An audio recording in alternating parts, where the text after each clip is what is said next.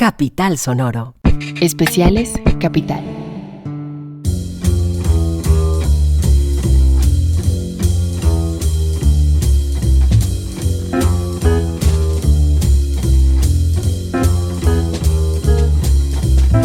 Capital Político es un podcast que semana tras semana, 2 veces a la semana, se ocupa de las noticias más importantes de Colombia, Bogotá y el mundo. Yo soy Santiago Rivas y este es un episodio especial que vamos a hacer acerca de las reformas laboral y pensional. Si ustedes han tenido la oportunidad de seguir este podcast con juicio, hemos tenido varios especiales acerca de las reformas, la tributaria, la reforma política, la reforma a la salud, que tiene 2 episodios, y los retos del gobierno. Así fue como nosotros nos quedamos a final del año y pues la verdad nos gustó y nos parece que es un ejercicio útil, nos parece que es un ejercicio que nos sirve a nosotros dentro de la redacción de Capital Político, pero al tiempo es un ejercicio que sabemos que le puede servir a ustedes para tener perspectivas distintas y poder comprender un poco más a fondo el qué, el cómo, el porqué de estas reformas de un gobierno que decidió no quedarse quieto ni funcionar de forma recesiva, como sí venía pasando en el gobierno anterior, y en cambio atacar ciertos problemas, y nosotros queremos saber si esos problemas están siendo bien atacados, porque finalmente uno puede ser una persona muy proactiva e igual embarrarla. Vamos a hablar primero sobre la reforma laboral y posteriormente sobre la reforma pensional. Y al final vamos a tratar de hacer algunas conclusiones. Para iniciar este especial, se encuentra con nosotros Juanita Villavez, es decana de Economía de la Universidad Nacional de Colombia. Juanita, bienvenida a Capital Político. Muchísimas gracias por aceptar esta invitación. Bueno, buenos días, Santiago. Muchas gracias por la invitación. Bueno, hablemos primero de la reforma laboral. ¿Cuáles son los principales problemas que ataca o que busca solucionar el articulado de este proyecto de ley? Bueno, lo primero que hay que señalar es que es una reforma sobre lo laboral, es decir, el régimen laboral en Colombia, y no tanto una reforma para la creación de empleo. Y eso es una primera aclaración que hay que tener. Y sobre eso, la búsqueda es pues de recuperar unos derechos que se manifiesta pues habían perdido los trabajadores en reformas que se dieron en el pasado, especialmente en el 2002 y 2003.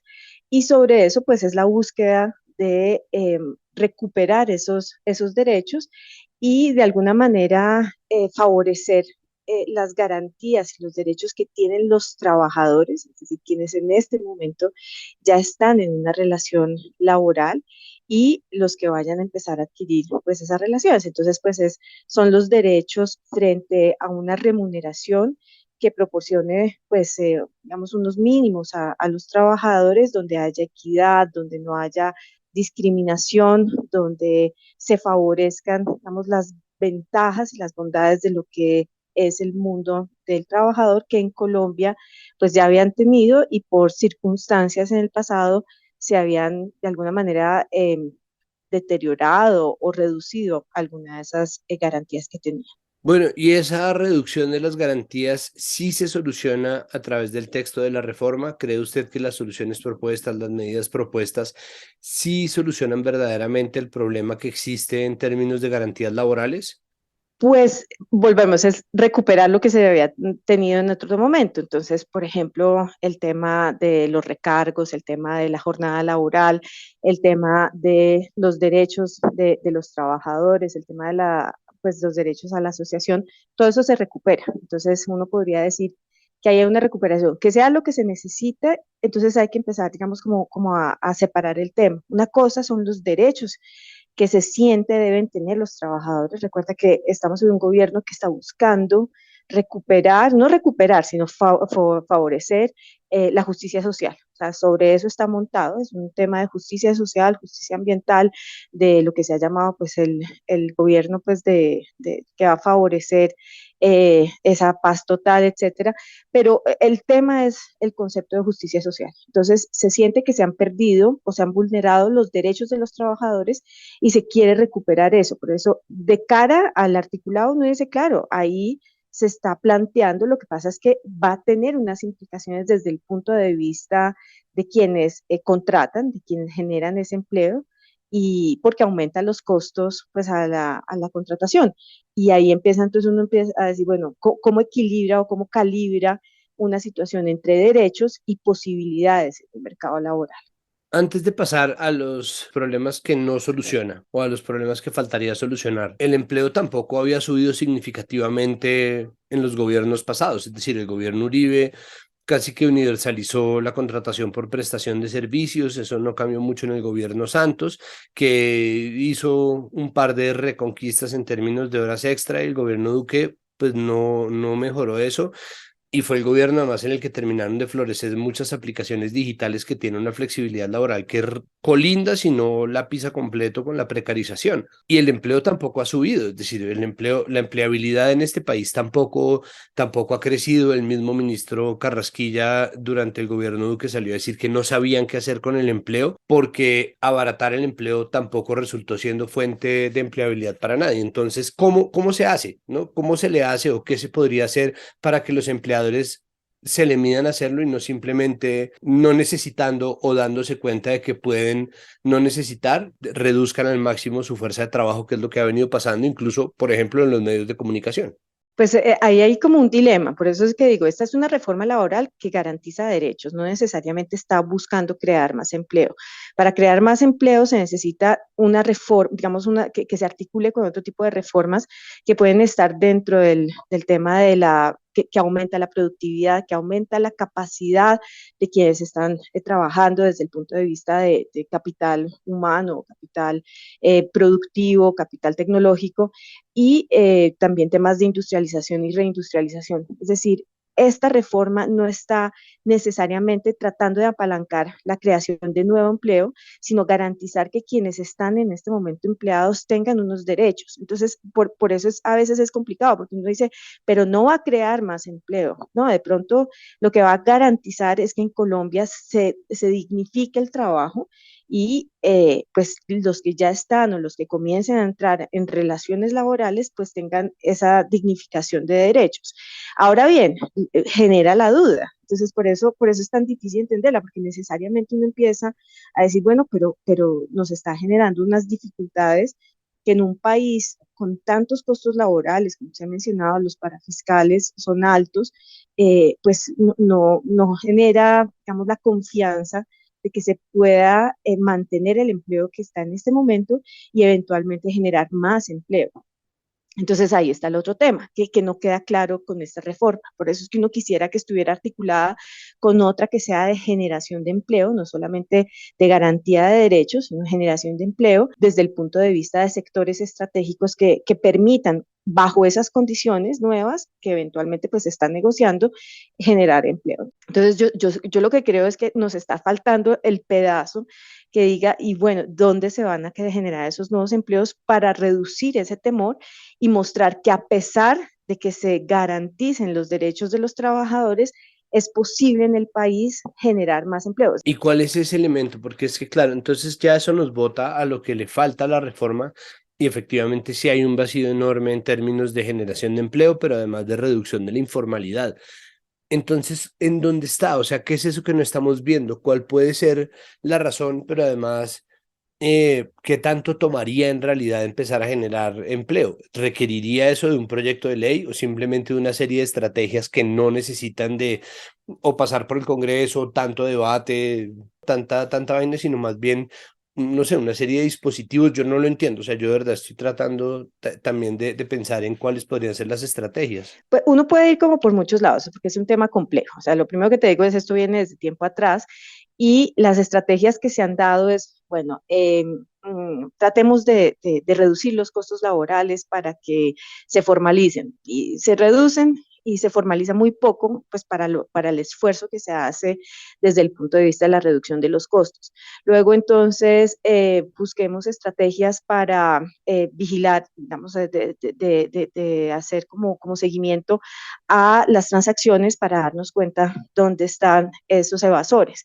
Y se hace y no es mucho lo que se cambia. Entonces, pareciera que ese tipo de estrategias no son suficientes para lo que quisiéramos, son empleos formales que de alguna manera, pues, no son, digamos, son deberían dar cierto tipo de garantías, al menos las garantías de acceder a la seguridad social, al menos esas garantías. No podemos hablar de que no tengan elementos de lo que hoy se llama como precario, pues porque la formalidad no garantiza la continuidad, pero bueno, digamos que va dando un paso hacia la contribución en seguridad social. Sin embargo, en Colombia no ha sido suficiente. Y acá tenemos un problema grande y es que tenemos baja productividad y tenemos también muchísimos, digamos, negocios muy, muy pequeños que también tienen dificultades de acceso a tecnologías, por ejemplo. Entonces, cuando uno dice, eso es lo que está pasando, o sea, hay algo que es un poco más estructural, más, ¿cómo se soluciona? Entonces, claro, se necesitan políticas que favorezcan los incrementos en productividad o por la posibilidad de acceder a tecnologías, innovación y desarrollo. Y ahí es cuando uno dice, bueno, ¿y dónde está la pata en ese sentido de la reforma? Una reforma necesariamente tendría que pasar por temas de ciencia y tecnología, por temas también de apoyo a las microempresas, pero apoyo no en un primer momento, sino en el tiempo para que se consoliden en esos mercados y reconocer los mercados a los cuales está pues también respondiéndole. Acá en este gobierno se ha hablado de algo y es la economía popular y es una forma distinta de comprender la informalidad, es reconocer que existe esa economía que no necesariamente está anclada dentro de los parámetros de formalidad de la economía, pero que le está respondiendo a necesidades tanto de la economía como de la gente. Entonces uno lo que dice es, faltan elementos, o sea, falta el elemento productivo, falta el elemento, pues ya se ha hablado de reindustrialización, entonces a qué sectores, cuáles van a ser los beneficios, falta el elemento de ciencia y tecnología, y uno muy fuerte, que es el de educación, que si bien está y se está hablando de los 500.000 nuevos cupos que van a ser principalmente técnicos y tecnólogos, que de alguna manera pues también capacita esa fuerza de trabajo. Entonces hay como unos elementos que se están mencionando, no es muy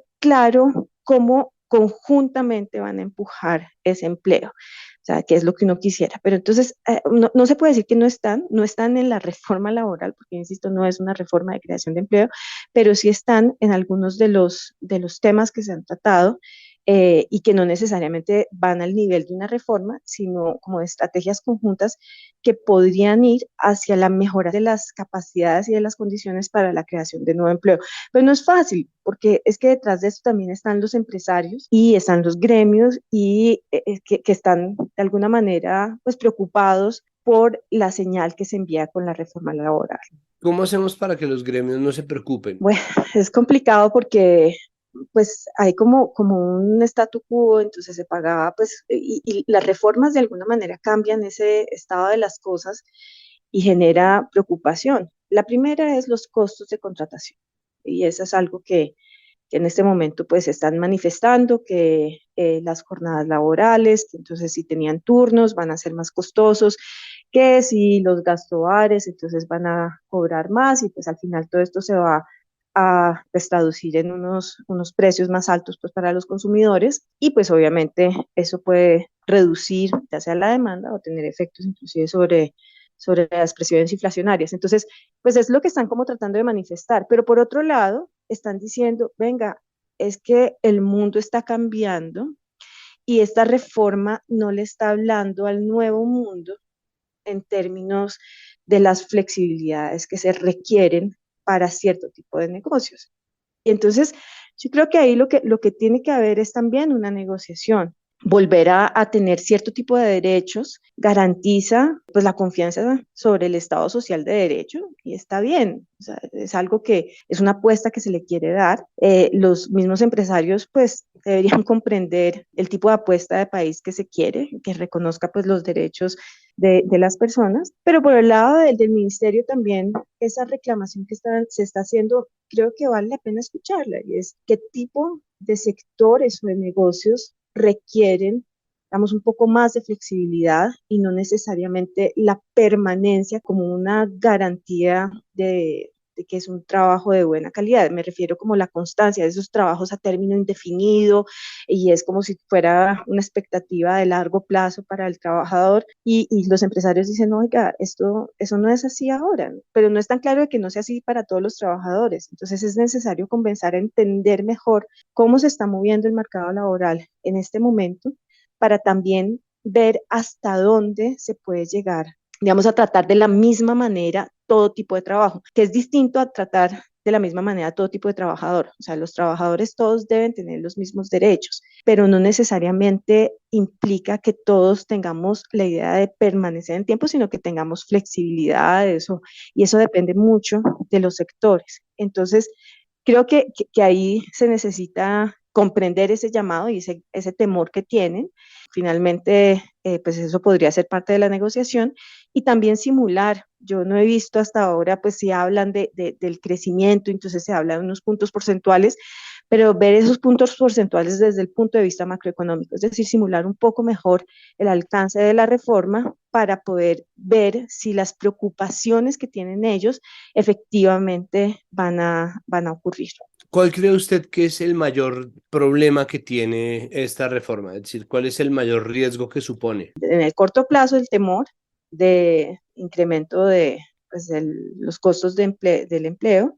Yo creo que hay como unas voces dentro del articulado, también hay unos elementos que no dejan claro el carácter de qué es lo precario. Entonces, a mí me parece que se está usando ese concepto para meter muchas cosas y no necesariamente la flexibilización per se es precarización. Entonces, yo creo que también va metiendo ese tema de que todo lo que no es un trabajo a término indefinido, etcétera, es precario y creo que eso también le hace daño a comprender las mismas lógicas del mercado laboral. Eso puede ser un poco peligroso porque empieza a ver todo en blanco y negro y no logra entender los matices. Acá en ningún momento es una defensa pues a la precarización, pero sí hay que ser mucho más claro con el alcance del concepto y con saber qué se mete dentro de ese concepto a la hora de hacer ese juicio sobre qué es lo que está ocurriendo con el mercado laboral. Eso es algo que me parece que hay que ser cuidadoso, pero por el otro lado, pues va muy en línea con una idea de tratar de darle a quienes tienen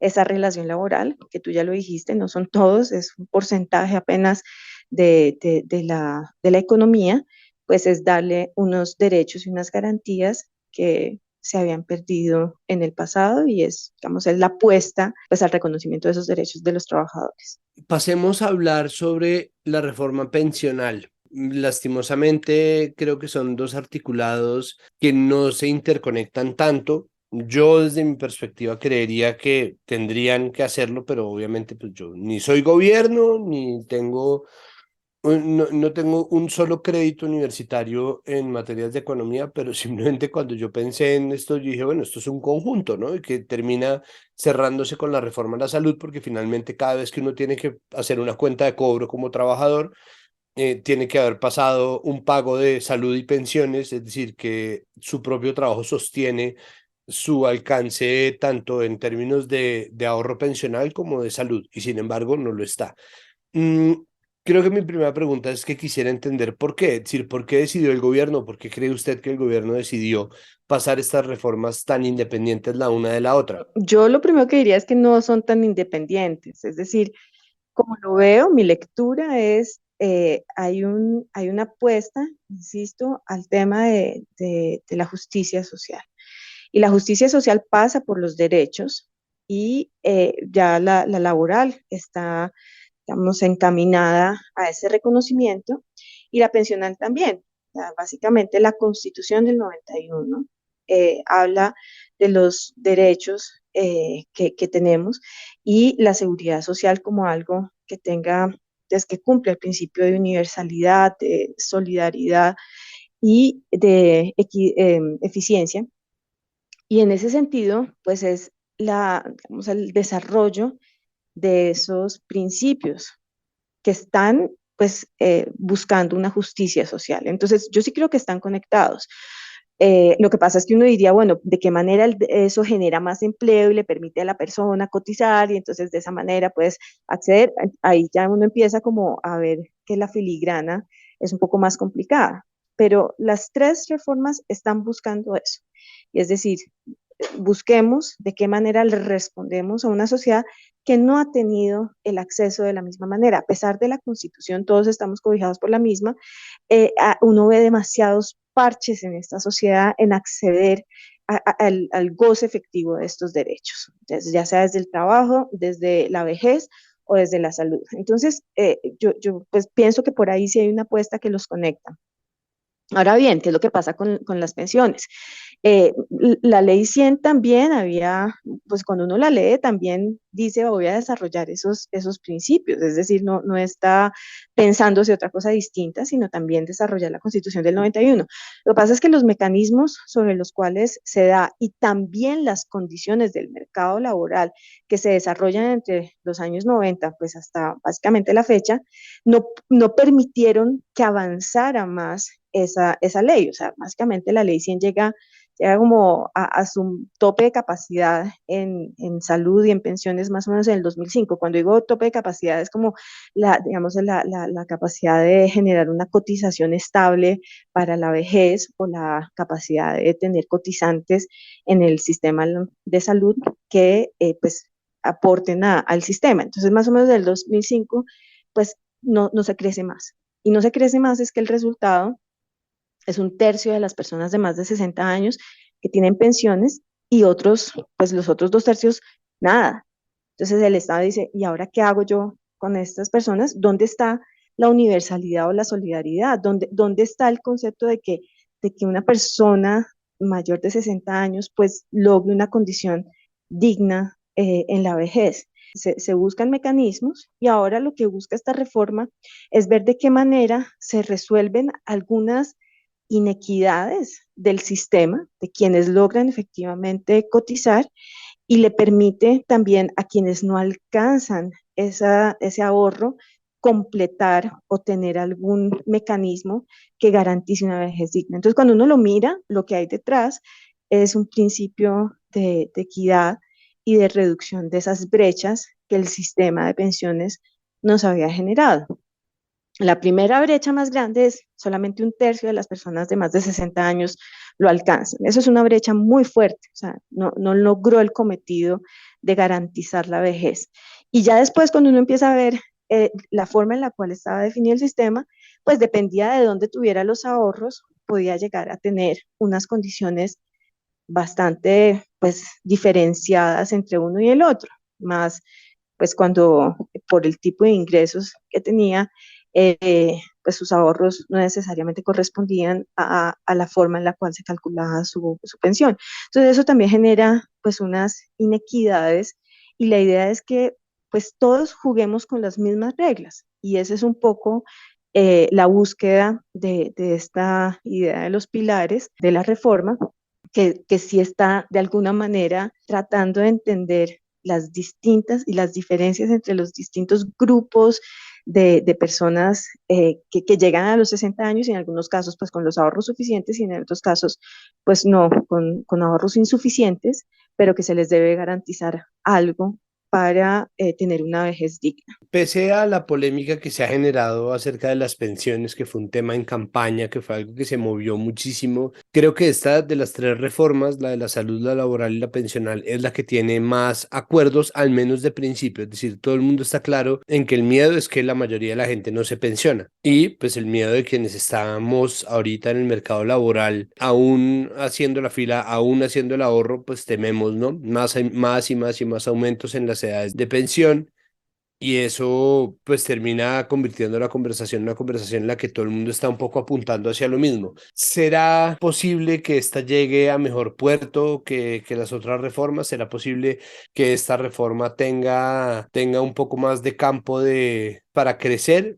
Ahí en el trámite político, ¿es posible llegar a acuerdos sobre un sistema de pilares? Yo creo que sí. O sea, el primero, hay que entender, digamos, como el concepto de esos pilares. El primero es totalmente solidario y es básicamente decir a las personas que no alcanzaron, que no tuvieron las oportunidades en esta sociedad, pues se les va a garantizar su vejez. Hoy en día existe Colombia Mayor. Básicamente es tomar este Colombia Mayor y decir, bueno, que lo que se entregue sea la línea de indigencia, es decir, la de pobreza extrema, y es garantizar que las personas por lo menos no estén en esa pobreza extrema. Entonces, es un primer elemento, es un esfuerzo adicional de más o menos 80.000 mensuales a 277, o sea, es un esfuerzo, pero que va en línea de lo que se le dé, pues, le dé algo a las personas, a los adultos mayores que no tuvieron esas oportunidades eventualmente de contribuir. El segundo pilar, entonces estamos hablando de uno semicontributivo, las personas que no alcanzan el número de semanas para cotizar, pero que hicieron esfuerzos en su vida. Es decir, a veces tuvieron un empleo que les hizo hacer esa cotización y en otros casos no, y entonces pues también se les va a dar una mesada que no es pensional. O sea, en Colombia pensión tiene que ser más de un salario mínimo, cualquier cosa desde un salario mínimo en adelante. Entonces son unos beneficios económicos, ya existen también, es decir, los BEPS existen, sino que es fortalecer ese proyecto de BEPS. Y luego vienen los dos pilares, y es uno, que es el régimen de prima media, que sería el de pues, el público, y básicamente, es decir, las contribuciones ahí van a ser hasta 3 salarios mínimos, vamos a tener las mismas condiciones, todos los que tengan entre 1 y 3 salarios mínimos, pues van a tener la posibilidad de estar en ese régimen, y todo lo que esté hacia arriba va a ser el privado, que va a implicar pues una capitalización sobre esos salarios adicionales. Cuando uno mira eso, pues uno dice, por lo menos los mecanismos y las herramientas, por decirlo así, que existen actualmente se van a mantener. O sea, básicamente es cómo se parte, o sea, cómo se distribuye eso para que sea nuevamente lo más equitativo y justo entre todos los trabajadores. Y entonces al crear ese tercer pilar, el público, en la que todos están metidos y luego todos los que tengan más van a estar metidos. ¿Qué creo yo? En campaña se habló de los pilares y se habló continuamente de 4 salarios mínimos en el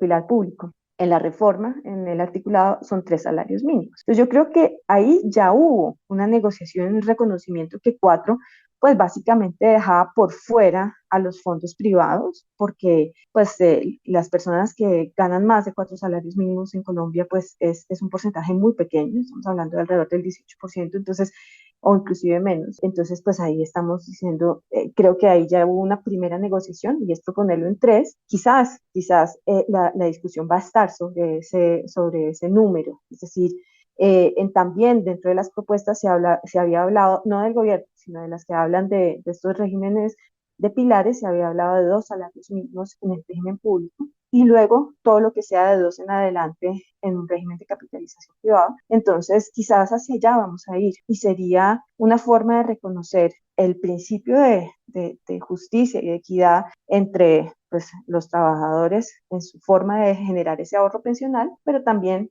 permitir la participación en ese negocio, en últimas, en ese mercado de los privados. Juanita, muchísimas gracias por aceptar nuestra invitación. Es un animal grande, ¿no? El tema, pero de verdad le agradezco muchísimo que se haya tomado el tiempo de explicarnos y aterrizar un poco estos temas que tienen a todo el mundo con los nervios de punta y que obviamente van a influir en el futuro de tanta gente. Ojalá oyendo esto, el gobierno se dé la pela por dedicar esfuerzos también a la generación de empleo y a la formalización de mucho del empleo existente. Sí, no, pues a ti gracias. Hablar de este tema siempre es complicado, pero muchas gracias.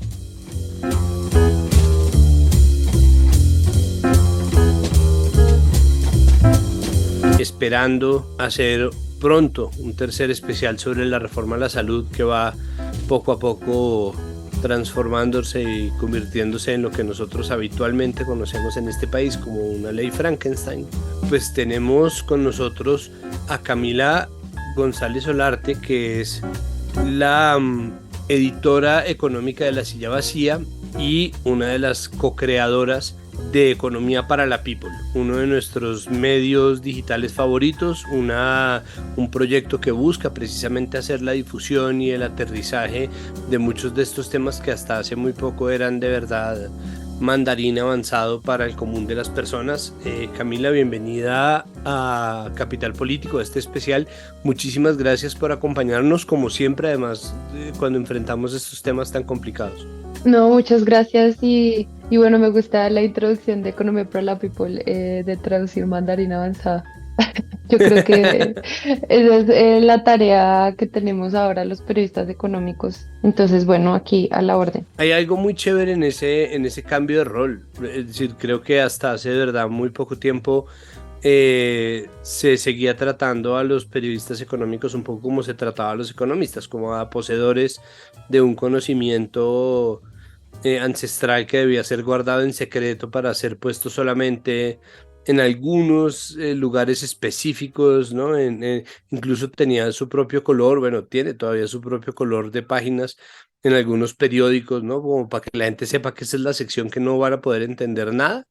Y creo que de un tiempo para acá, y en gran parte por la labor de ustedes en Economía para la People, existe un acercamiento a estos temas y existe yo no sé cómo me siento bien con este término, pero una democratización de lo que siempre debió ser público, pero realmente está puesto en lenguaje muy complejo. Sí, de acuerdo. Y yo creo que ahora con las reformas que son además tres al tiempo y que todas tienen que ver con o tienen cierto impacto económico, pues para el bolsillo de la gente y pues para el bolsillo también del Estado, pues es clave que sigamos en esa tarea porque pues son reformas que nos pueden afectar a todos, ¿no? Me alegra mucho saber que contamos ahora con voces que están dispuestas a hacer difusión, que es de verdad tan difícil, pues una traducción de mandarín avanzado, me reitero. Camila, ¿cuál ha sido, hablando precisamente de la difusión y de la explicación del aterrizaje de estas cosas, la parte más difícil de contar de estas reformas de mi trabajo, de la laboral y la pensional? Bueno, yo creo que la pensional, sobre todo porque tiene un sistema muy complejo, ¿no? O sea, la manera en la que funcionan las pensiones aquí en todo el mundo siempre tiene como sus complejidades, hay un montón de detalles, de variables, ¿no? Y entender cómo funciona todo eso y todos los actores que están involucrados, yo creo que eso ha sido como una tarea larga. Y además porque hay discusiones que tienen los economistas, por ejemplo, con el paseo pensional, que es una pelea que están ahora, digamos, librando. Y eso por el lado de la reforma pensional. Y por el lado de la laboral, yo creo que digamos que para mí es entender los puntos de vista tanto de los empresarios como de los empleados o de los trabajadores, ¿no? Entonces, como tratar de descifrar si los argumentos de de los empresarios diciendo que esta reforma, por ejemplo, lo que haría es desincentivar la creación de empleos porque les saldría más caro contratar a la gente.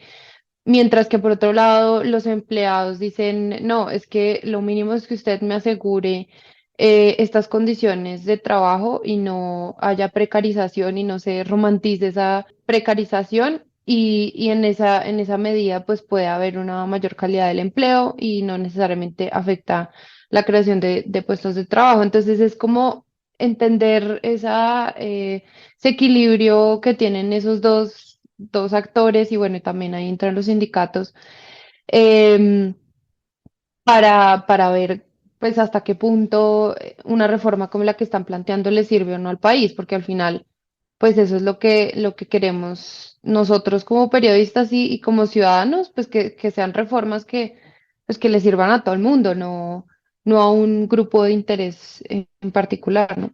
¿Por qué a veces se siente que los y las economistas son meteorólogos? Es decir, ¿por qué se siente a veces que hay como unas condiciones que son climáticas e inamovibles? Como uno no puede predecir una erupción volcánica, uno no puede modificar la trayectoria de los vientos, uno no puede calentar el océano, ¿no? Eso es así. Y se siente a veces que en la economía las cosas también son así, es como se dan por hecho un montón de cosas y obviamente hay ciertos acuerdos, ¿no? A uno como periodista de opinión le toca ir escogiendo en el criterio de quién confía, ¿no? Y en esa medida existe un acuerdo que une las opiniones de economistas que son más progresistas y menos progresistas, economistas más conservadores y menos conservadores, ¿no? En general hay cosas que se ven ahí, pero tiene que haber un punto de eso en donde sí se puede opinar, porque parte de lo que se ha sentido dentro de la polémica de estas reformas es que son disparates absolutos. Entonces, ¿cómo sacar a la gente de esa crispación o cómo pedirle a la gente que confíe en el criterio de un gremio que se supone que está haciendo cosas propositivas, es decir, que no es necesariamente descriptivo, sino que puede ser prescriptivo, que puede inventarse estrategias, que puede diseñar soluciones cuando se enfrenta a cerrazones tan grandes como las que a veces se viven,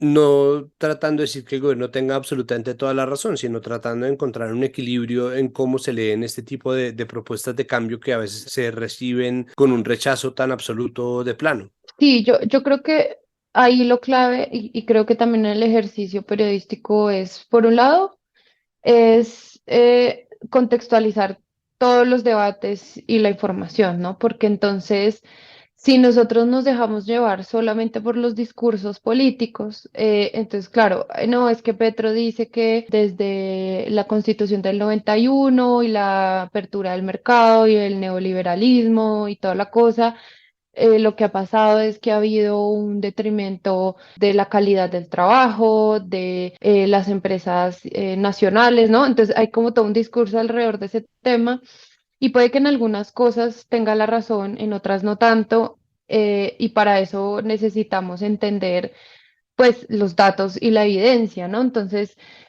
un ejemplo que me gusta mucho para hablar de esto es em, con respecto a la reforma laboral, se hablaba mucho y se ha hablado mucho y pues ya lo mencioné ahorita que los empresarios dicen que esa reforma lo que va a hacer es encarecer el empleo y que en ese sentido van a crear menos empleos.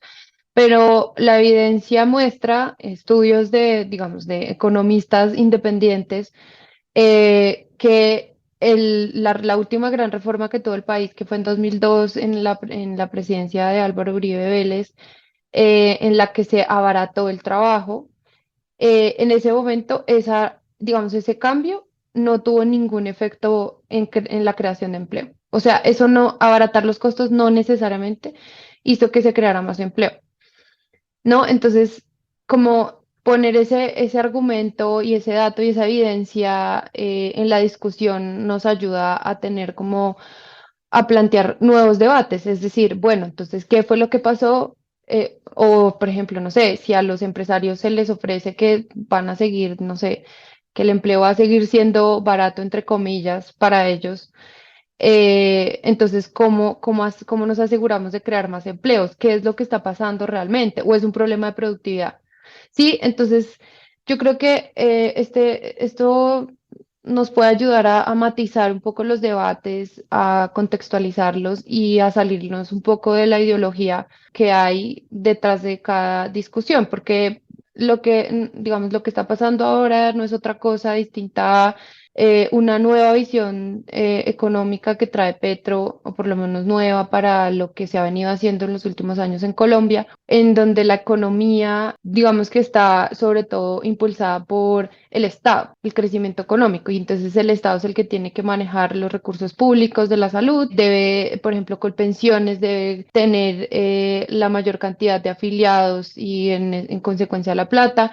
Las AFP en este caso, que son fondos privados, pues no deberían manejar tanta plata a las pensiones. Y por otro lado, los empleados deberían tener pues más dignidad y más derechos laborales, no necesariamente flexibilizando el mercado laboral, que ha sido como otra discusión. Entonces, yo creo que es sentarse y tratar de mirar las cosas desde afuera, no tan metidos en los discursos políticos y buscar la información y el contexto de cada uno de esos argumentos para salirnos como de esos radicalismos que a veces se dan, ¿no? En el debate público.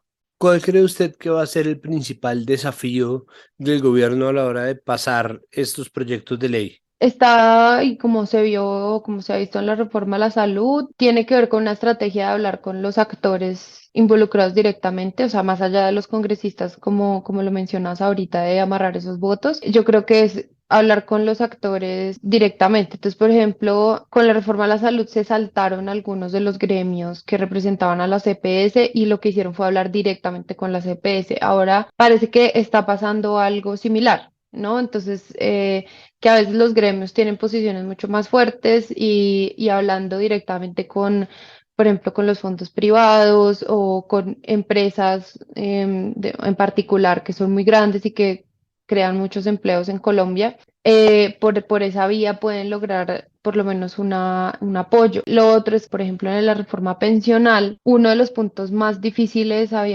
pues todavía es el tema del umbral pues que ya hablamos, pero otro era qué va a pasar con la plata que va a entrar a Colpensiones y no se va a ahorrar, pues porque Colpensión no funciona como un sistema de ahorro, sino de reparto, y es que básicamente la gente joven, los que cotizan con la plata que se cotizan los jóvenes, le pagan la pensión a los más viejos. Y los fondos privados simplemente ahorran esa plata, la invierten en una cosa y le devuelven a la gente esos rendimientos más su ahorro. Con esta reforma, esos fondos privados se debilitan y además, digamos que la destinación de esas inversiones que iba, por ejemplo, a bonos de deuda pública o el mercado de capitales, o sea, las acciones de empresas, eso se iba a debilitar y eso iba a ser un problema o es un problema para todo el sistema financiero. Y en este caso, por ejemplo, el Ministerio de Hacienda y el ministro Ocampo lo que logró fue crear un fondo público de inversión vía Colpensiones. Entonces, yo lo que veo es que están buscando alternativas para que las reformas tengan el mismo espíritu, que es básicamente darle más músculo al Estado y pues no debilitar otras cosas importantes para la economía como la inversión. Yo veo que el desafío grande es encontrar esas alternativas, por un lado, y ver cómo pues se conversa con la gente que va a estar pues más afectadas, o las empresas o los privados que van a estar más afectados por esta reforma. ¿Qué tanto de lo que nosotros damos por hecho en términos de la cultura laboral colombiana es realmente un rasgo cultural? Es decir, qué tanto estamos acostumbrados nosotros al maltrato, a las malas condiciones laborales, qué tanto de eso es simplemente de verdad flexibilidad? Existe, por ejemplo, una medida de la precarización laboral que uno puede establecer en los medios para explicarle a la gente.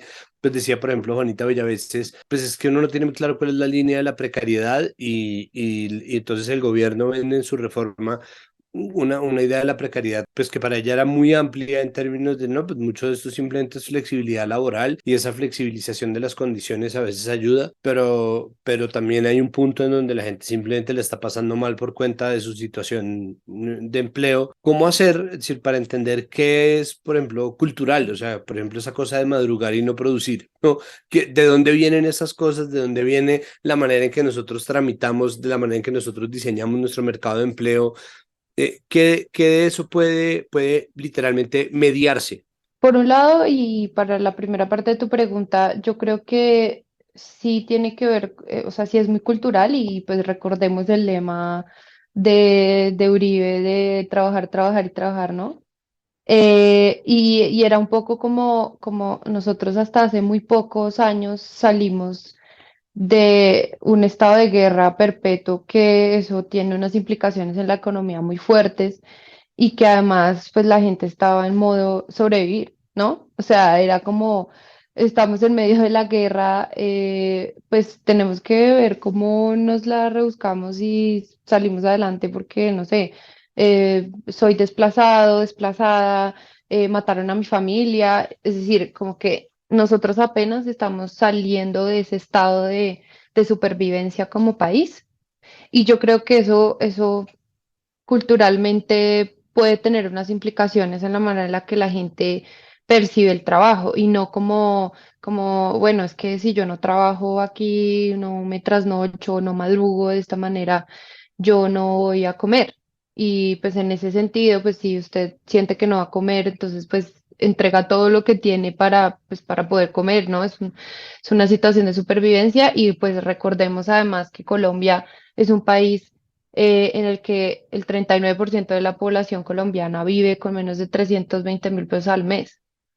Y eso, pues que están en situación de pobreza, y eso también determina esas dinámicas laborales. Yo creo que hasta ahora, sobre todo desde que Colombia entró a la OCDE, pues podemos como dimensionar eso y como empezar a compararnos. Siempre estamos de últimas en esos rankings de la OCDE, ¿no? De productividad, de todo, de desempleo.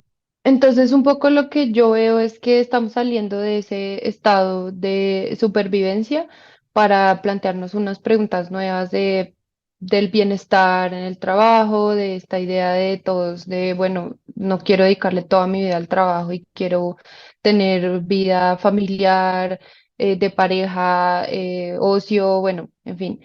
Entonces yo creo que esa es como la nueva conversación.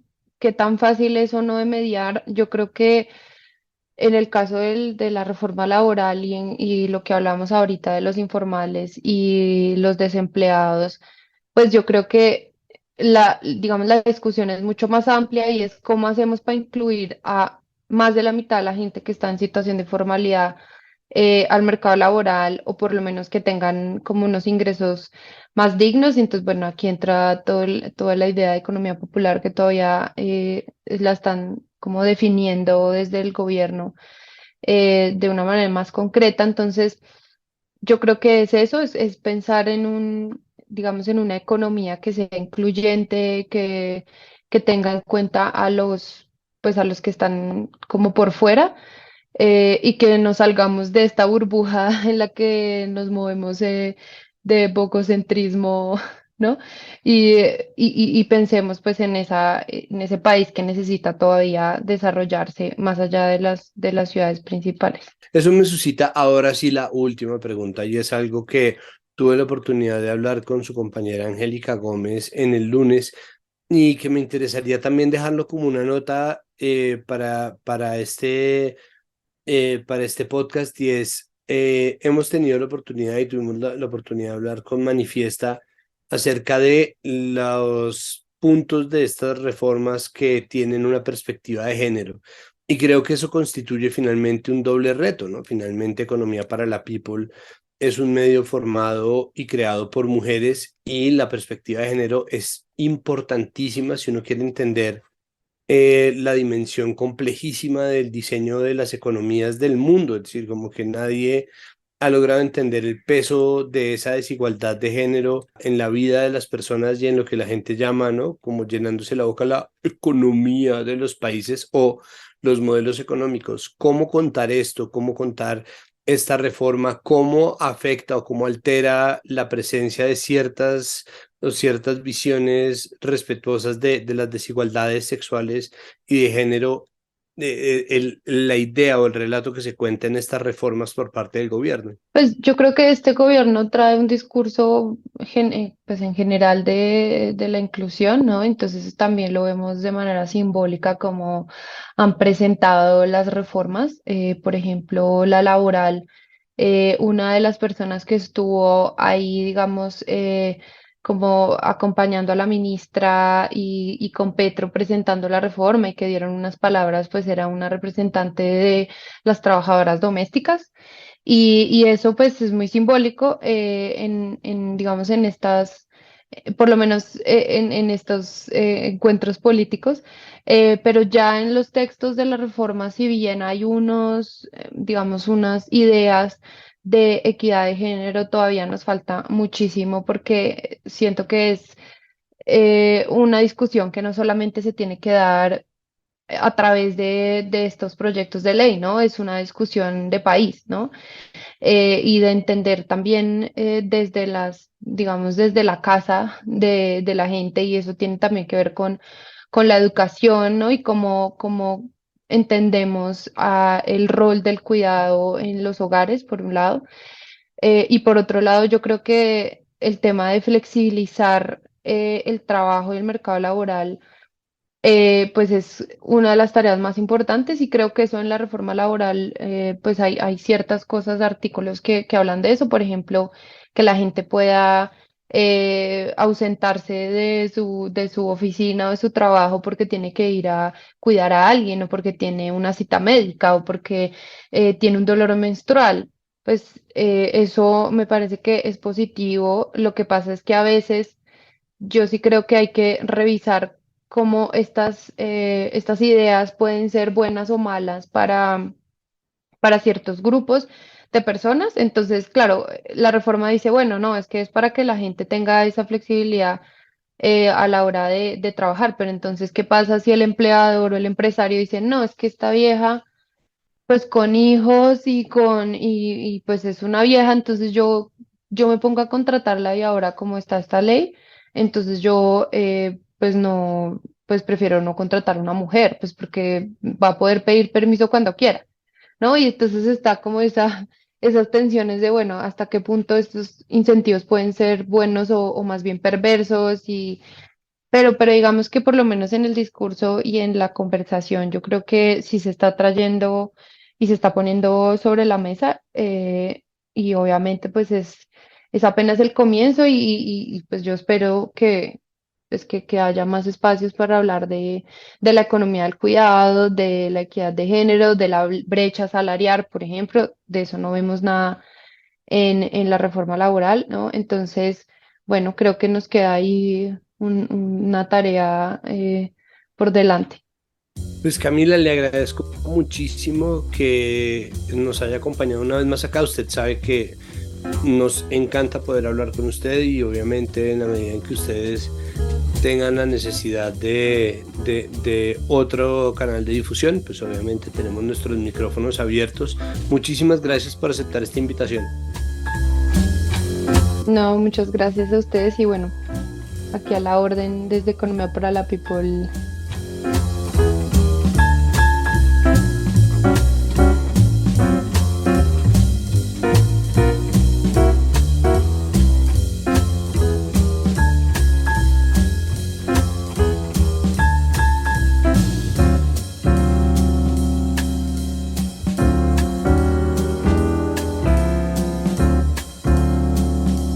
Queremos terminar este especial acerca de las reformas laboral y pensional. Un especial grande, como las reformas, que son dos, que se conectan, interconectan, o que configuran un mapa de cómo se espera que el Estado beneficie la vida de la gente si eso llegase a ser posible. Y nos parece que sería imposible verlo sin una perspectiva clara de género, para hablar sobre algunos temas específicos de estas reformas y en general sobre la forma en que se involucra o se conecta con la vida de las mujeres, el diseño de la reforma laboral y de la reforma pensional del gobierno de Gustavo Petro. De la ministra de Trabajo, Gloria Inés Ramírez, se encuentra con nosotros Angélica Borges de Manifiesta Media. Angélica, muchísimas gracias por estar otra vez acá con nosotros. ¿Cree que hay suficientes consideraciones? ¿Cree que hay un enfoque de género amplio en el diseño de estas reformas? Bueno, eso depende de qué reformas estemos tratando. Si nos vamos a la laboral y a la pensional, en cabeza de una misma ministra, que además es abiertamente feminista, claro que se puede hablar de que hay consideraciones y una apuesta de género que salta a la vista. No hay que olvidar que fue Gloria Inés Ramírez quien en 2012 radicó el proyecto de ley para tipificar el feminicidio y que también gracias a ella hoy existe la ley Rosa Elvira Celi. Gloria Inés Ramírez también fue autora de la Ley de Economía de Cuidado de 2010 y es una ministra que convocó a organizaciones de mujeres a la discusión y a la construcción de las dos reformas, que eso vendría siendo un factor diferencial si nos fijamos en el proceso que tuvo la reforma a la salud, por ejemplo. Entonces, la reforma pensional, por un lado, plantea un tema central en cuanto a economía del cuidado, que es su estrategia de compensación de género contemplada en el artículo 36 del proyecto de ley que el gobierno radicó el 22 de marzo. Hábleme del bono pensional a las mujeres con hijes. ¿Cómo funciona esto? Y esto además se lo pregunto porque fue específicamente el informe que nosotros vimos en Manifiesta y por el cual la invitamos a participar de este especial. Primero habría que abordar qué significa esto de la compensación de género. Como en Manifiesta venimos haciendo seguimiento de estos dos proyectos de ley, encontramos una voz que define de manera muy sencilla el tema de la compensación de género y se trata de María del Pilar López, que es una economista y profesora de Uniandes, que explica a ella que la compensación es un conjunto de medidas direccionadas a cerrar esa brecha entre hombres y mujeres que logran pensionarse. En Colombia esa brecha es de casi el 10% y es una diferencia absolutamente mediada por la cantidad de interrupciones que las mujeres podemos llegar a tener en nuestra vida laboral, en nuestra historia laboral, por nuestra carga de cuidado, que evidentemente está relacionada con la maternidad. Ahí viene el tema de que dejamos de cotizar por dedicarnos a la crianza y no completamos las semanas. Bueno, yo no puedo hablar de nosotras porque no soy mamá, ni está en mi proyecto de vida ser mamá, pero sí es la historia de mi mamá y de muchas personas de mi familia, de muchas mujeres de mi familia, entonces creo que tiene todo el sentido esta propuesta. María del Pilar López, la economista de Uniandes, lo que explica es que el diferencial de edad, por ejemplo, que existe actualmente, es una forma de compensación de género, pero más adelante podemos hablar de por qué no es una forma que necesariamente resuelva temas de inequidad. Recordemos que hoy en Colombia las mujeres nos pensionamos a los 57 años y los hombres a los 62. Entonces, lo que la ministra plantea es una compensación que beneficie a aquellas mujeres que han dedicado su vida al cuidado de hijos y que por eso no han podido completar las semanas. Y básicamente el artículo dice que aquellas mujeres que hayan cumplido la edad y no tengan las semanas establecidas en el componente de prima media, que son 1.300, se les van a reducir esas semanas considerando cuántos hijos criaron. Entonces ya no tendrían que cotizar 1.300 semanas, sino que por cada hijo biológico o adoptivo se van a restar 50 semanas. En resumen, una madre con 57 o más años y 3 hijos en Colombia podría pensionarse con 1.150 semanas cotizadas. ¿Cree usted que se está omitiendo algo, algo que deba resaltarse con respecto a la manera en que estas reformas se acercan u observan la vida de las mujeres?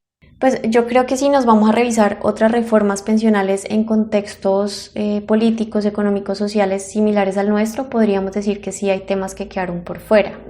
Hace poco leí un análisis publicado en el blog del Observatorio Fiscal de la Universidad Javeriana en el que hablan de la reforma previsional de 2008 en Chile. Esta reforma la movió la presidenta Michelle Bachelet. Y aunque el sistema pensional en Chile es tan caótico y fuera una de las causas del estallido social y sean tan polémicos temas como las administradoras privadas o que la gente se pensiona con menos de un salario mínimo, pues esta nota resalta toda la apuesta de género. Y es una apuesta interesante porque también está atravesada por una estrategia de compensación muy similar a la que propone la ministra Gloria Inés aquí, pero no se queda en eso. La nota dice que actualmente en Chile hay un subsidio de pensión para madres que compromete al Estado a aumentar los ahorros pensionales con una prestación equivalente a 1 año y medio de cotizaciones desde el nacimiento del respectivo hijo. Pero además está la compensación pensional por divorcio o por anulación del vínculo matrimonial. Está un ahorro previsional que le permite a no trabajadores cotizar deduciendo las cotizaciones de un tercero como el esposo, el cónyuge. Y la conclusión de la nota es que son medidas que efectivamente han conducido a que mejoren los niveles de ahorro, que más mujeres se pensionen en Chile y que incluso benefició de manera particular a las madres, a las mujeres con menor nivel educativo, con poca experiencia en el sector formal y a las trabajadoras informales.